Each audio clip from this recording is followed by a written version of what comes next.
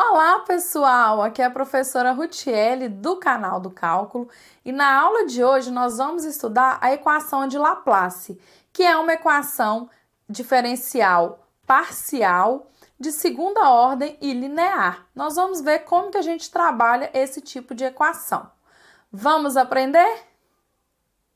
A equação de Laplace, pessoal, ela é devida a Pierre-Simon de Laplace, que estudou lá por volta de 1782 as soluções dessas equações ao investigar a atração gravitacional de corpos arbitrários no espaço. Então, aqui eu apresento para vocês a equação de Laplace de bidimensional, né, de duas dimensões, e a tridimensional. Então, repare que essa equação ela é constituída pela soma das derivadas segundas, né? É conhecido também assim, com esse delta U, que é o laplaciano. Então, a gente chama isso aqui de laplaciano, que é nada mais do que fazer o bidimensional, delta U é igual a UXX mais UYY, igual a zero para gerar a equação. Então, desse lado aqui, a gente falaria que delta U é igual a zero, que é o laplaciano, que é a equação de Laplace. Essa equação ela é conhecida como equação do potencial, porque com essa equação nós podemos estudar fenômenos de natureza de potencial elétrico, potencial de partículas livres no espaço, fluidos, dentre outros problemas. E quando nós buscamos encontrar a solução da equação de Laplace numa região com valores dados na fronteira, que seria um problema de valor de contorno, né? A gente chama esse problema de Dirichlet. Problema de Dirichlet se deve a Peter Gustav Lejeune, não sei falar, Dirichlet. Ele foi um matemático de ascendência belga que viveu na Alemanha nesse período aqui. Se os valores da derivada normal são dados na fronteira, o problema é conhecido como problema de Newman, que também é dado a esse matemático Newman, que viveu entre esse período e foi matemático lá na Alemanha, professor da universidade lá em Leipzig por mais de 40 anos. Nessa videoaula, nós vamos estudar o problema de Dirichlet em um retângulo e na próxima videoaula nós vamos estudar o problema de Dirichlet em um círculo.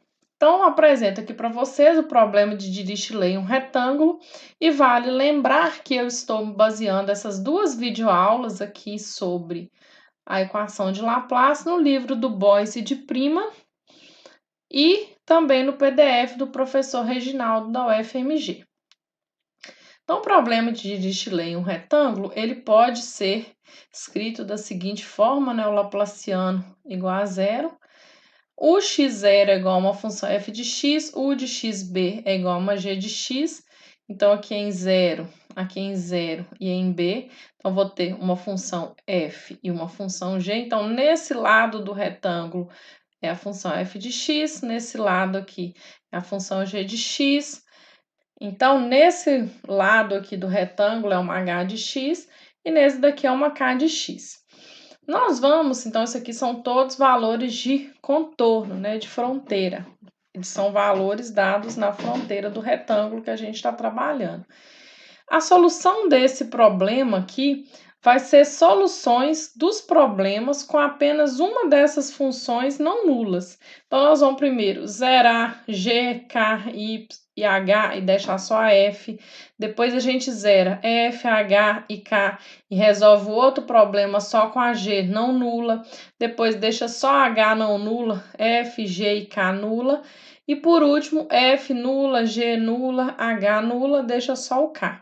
Eu vou resolver aqui para vocês um desses casos, e lembrando que os outros casos a gente resolve de forma similar, tá? Então, nós vamos resolver o caso que a k é não nula, que é esse problema aqui, ó, g, f, g e h zero, só a k não nula.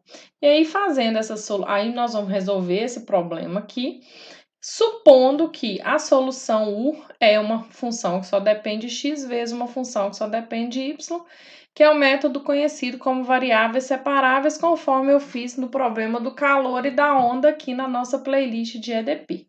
Então, aqui eu desenhei aqui o que é o problema, nesse lado é zero, aqui é zero, aqui é zero, e aqui eu tenho uma função k de y regindo esse lado aqui do retângulo, laplaciano igual a zero, dentro aqui no interior da minha região trabalhada. Então, vamos resolver isso aqui. Nós vamos derivar duas vezes, porque eu preciso de u xx e u y, o xx, o y, lembrando aqui que eu usei a regra do produto, né? Só que aqui, como a função essa função que só depende de x e essa só depende de y, eu gero essas derivadas. Derivei, então, as duas, substituo na EDP, gero essa linha aqui, substituindo na EDP. Depois eu vejo que essa equação aqui eu consigo separar. Então, eu vou separar tudo que tem x, tudo que tem y, né? E aí, gente, eu percebo que para algo que relaciona x e suas derivadas segunda, algo que relaciona y e sua derivada segunda, serem iguais, eu preciso igualar uma constante, igual eu fiz lá nas equações de calor e de onda. Aí eu gero, então, olha, isso daqui é igual a lambda, e isso é igual a lambda, eu gero aqui um sisteminha com duas EDOs, né? A gente gera aqui duas EDOs. Lembrando, então, que a função u de xy é função que só depende de x vezes função que só depende de y. Agora, eu vou colocar aqui os valores, ó, u de x0 é igual a u de xb, que é zero, né? O f e o g é zero. E y de 0 é igual a y de b, que é igual a zero, né? Porque isso daqui acontece, né, gente? Então, a gente vai substituir aqui, ó. U de x0 é x de x e y de 0. Logo, y de 0 é 0. E a mesma coisa aqui para o y de b. Então, y de 0 e y de b vai ser 0. Então, eu vou resolver essa linha com esses valores iniciais. E aí, a gente gera aqui a equação característica. Então, eu vou supor que a solução é elevado a RT.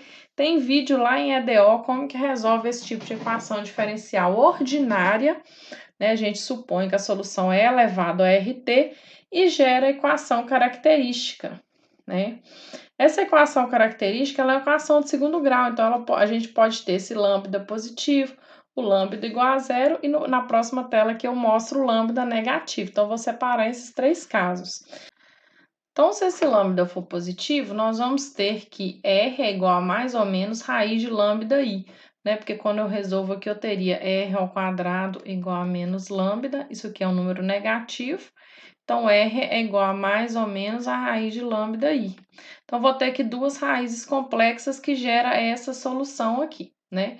Essa solução, gente, ela é uma solução que eu vou aplicar agora. Então, essa aqui é uma solução geral, vou aplicar agora os valores iniciais. Y de 0 é 0, y de b é 0. Y de 0 ser 0, eu vou ter que C1 é 0, porque cosseno de 0 vai ser 1, né? Então, vai sobrar só o C1 aqui, o seno 0. Então, C1 sendo 0, a solução fica só isso daqui, porque o C1 aqui anula.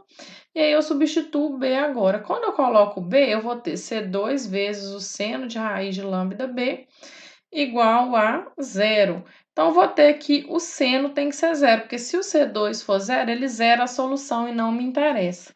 Seno de alguém 0, esse alguém é múltiplo de π, então eu gero quem são os lambda, tá? Isso aqui é uma fórmula bem importante para nós e bem parecida com aquela lá da equação do calor. Guarda esse lambda aqui que nós vamos precisar dele. Se o lambda for 0, eu vou ter então que o R é 0 e a solução é C1 mais C2y. Y de 0 dá que o C1 tem que ser 0. Depois, quando você colocar o C2 vezes B, o C2 tem que ser 0, porque o B não pode ser 0, né, gente? Que se o B for 0, não tem retângulo. Então, C2 igual a 0 vai dar uma solução nula, que não resolve também o meu problema aqui.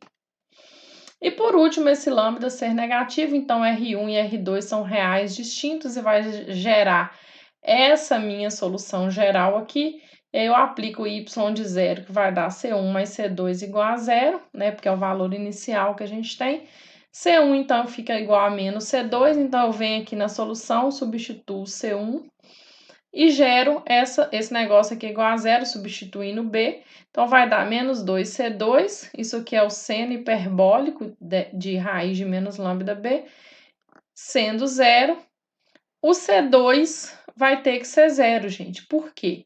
Porque se seno hiperbólico é zero só se o que está aqui dentro é zero, que faria o B ser zero, que faria não ter retângulo e não nos interessa. Então, a gente tem lá da tela anterior, então, lambda nπ sobre b ao quadrado, n variando de 1 e assim sucessivamente inteiro positivo. Então, a gente já tem esse lambda, agora eu volto lá nessa outra equação aqui, que é essa primeira, substituo lambda e resolvo também, ó, acho a equação característica, acho quem são as raízes, gero a solução, olha, solução, duas raízes positivas, duas raízes reais distintas, gera a solução, e faço x de zero igual a zero, né? Porque a gente também tem esse valor inicial, que x de zero tem que ser zero.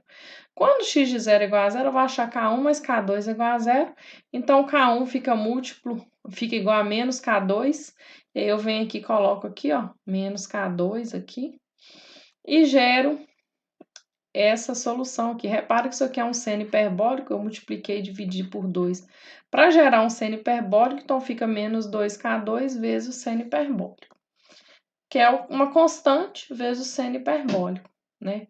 E aí, gente, o que a gente vai ter então? A solução fundamental é o produto das duas soluções fundamentais. A gente encontrou que o x é seno hiperbólico de nπx sobre b e o y é seno de nπy sobre b. Então, para satisfazer as condições de contorno, igual a gente fez lá no problema do calor e da onda, nós vamos então fazer como se fosse, a grosso modo falando, a combinação linear infinita. Por isso que eu gero a série de Fourier aqui. Então, nós vamos ter Cn, seno, vezes seno hiperbólico vezes seno, né? Que é exatamente as UN. Cn, o N vai gerar a minha solução. Então, a solução fica aqui, ó. Solução geral para o meu problema. E aí, agora eu vou lá pegar aquela minha condição que eu ainda não usei, que é U de AY é igual a K de Y, que é a única que não era zero, né? Então, nós vamos fazer U, AY, substitui o A. Quando a gente coloca aqui o A, né, no lugar do X. Então, isso aqui é uma constante agora, olha. E só tem aqui que varia, que é o Y, que falou que era igual a K de Y. Então, esse pedaço aqui, ó, ele é determinado pela série de Fourier em senos da função K de Y, se ela for periódica de período 2b, tá? Então, a gente vai calcular aqui a função, ó, seno, Cn, seno hiperbólico, escreve aqui a série de Fourier, ó, 2 sobre b integral de 0 a b, f de y, seno de n, π, y sobre b, usando a nossa série de Fourier. E aí, gente, aí aqui eu acabo o meu problema. Eu achei a solução geral e achei uma fórmula para o Cn. O Cn é isso daqui dividido por seno hiperbólico, que é isso que a gente vai estar usando agora para colocar esse problema, ó. Tá vendo que o Cn é integral dividido pelo seno hiperbólico. Então, no exemplo, a gente coloca A igual a 3, B igual a 2 e dá o f de y, resolvendo o nosso probleminha aqui de Dirichlet. Lembrando que aqui a gente está usando o retângulo de lado 3 e 2, né? Altura 2 e base 3. A solução, então, vai ser dada, a gente viu na tela anterior, que é o somatório de Cn, seno hiperbólico, vezes seno. Coloquei aqui já quem é o B, ó. E onde esse Cn aqui, ele é dado por Cn vezes seno hiperbólico, igual a, voltando aqui só para a gente ver, ó, 2 sobre B, então vamos fazer 2 sobre B, 0 até B, integral, f de y, que é essa função dada no problema, vezes o seno. Então, a gente tem aqui quem que é o Cn, basta agora resolver essa integral, que é o que eu fiz aqui na próxima página. Resolvendo agora essa integral aqui, o que a gente tem? Vamos usar aqui o método por... Primeiro, nós vamos ver que a f de y, ela é y de 0 a 1, e é 2 menos y de 1 a 2, né? Tá aqui, ó, a função que foi dada de 0 até 1 e de 1 até 2. Então, separa aqui em duas integrais, usa por partes, ó, u, v menos integral de v du, aqui também, ó, chama isso aqui de u, isso aqui de dv, u, v menos integral de v du. Resolve aqui essa outra integral indefinida aqui para achar a primitiva. aplica o teorema fundamental do cálculo de 0 a 1, aplica isso daqui, o teorema fundamental do cálculo de 1 até 2, resolve e chega nisso, tá? Então, isso daqui é a resposta da integral 8 sobre nπ vezes seno. Aí eu coloquei aqui, ó, nesse lugar aqui, ó, 8 sobre nπ vezes seno sobre o seno hiperbólico já estava aqui. Então, achando essa Cn, a gente vem aqui e coloca ela aqui, gente. Ó. Então, a função u de xy é o Cn vezes seno hiperbólico vezes o seno que está aqui. E aí, a gente resolve aqui o problema, acha a solução, né, desse problema aqui, que é o problema de Dirichlet quando h de y é diferente de zero. Então, o procedimento para f de x diferente de zero, g de x diferente de zero e h de x diferente de zero é análogo a esse aqui que a gente resolveu, que é quando k de y é diferente de zero, né? E aí a gente acha lá, então voltando aqui ao problema de Dirichlet, nós resolvemos esse, que é quando k de y é diferente de zero, procede análogo para esse diferente de zero, esse diferente de zero e esse. Depois a solução desse aqui, que é o caso geral, é a soma das soluções dos demais problemas. E aí a gente fez aqui hoje só a do caso de k de y ser diferente de zero, que a gente tem essa solução aqui.